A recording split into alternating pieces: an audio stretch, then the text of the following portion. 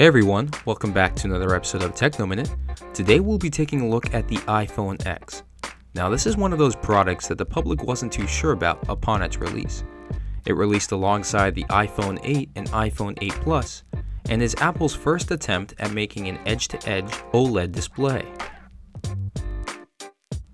Now as always, the unboxing experience is pretty simple.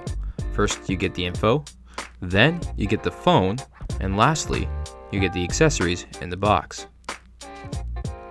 If we take a look at the front of the device, you can clearly see that edge-to-edge screen. It almost blends into the sides, kind of wrapping around those bezels, making the screen just seem seamless.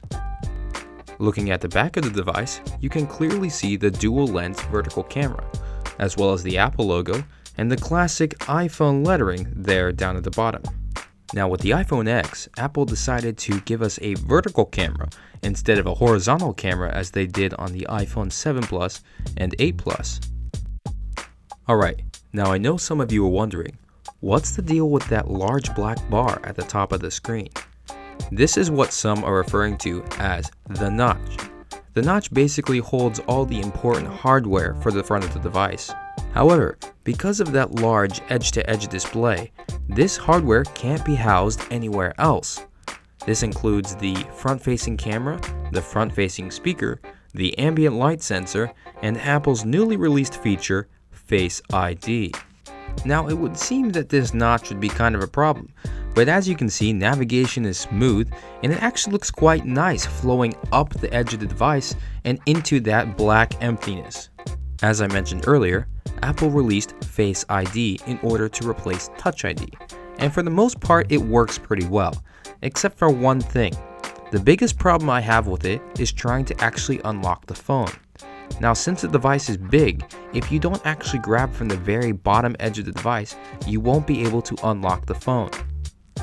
Now along with the addition of Face ID, Apple made a few changes, the biggest one being the removal of the home button. Instead of a physical home button, Apple opted for a gesture bar system.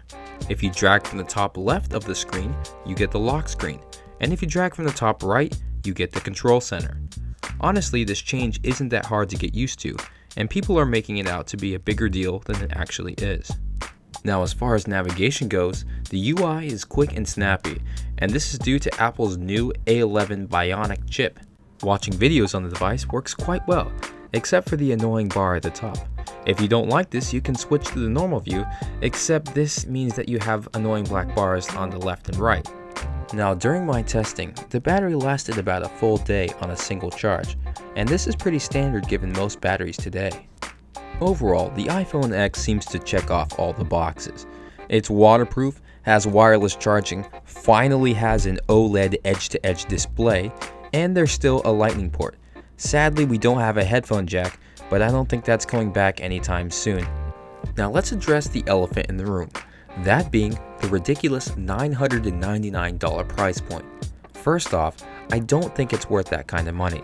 You could easily purchase a Pixel 2, which has most of the same features and maybe even a better camera.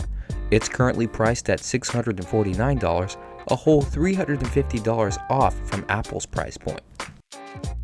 In the end, the iPhone X does some things good and other things great, but it's that really big price point that's going to shy away users from purchasing it.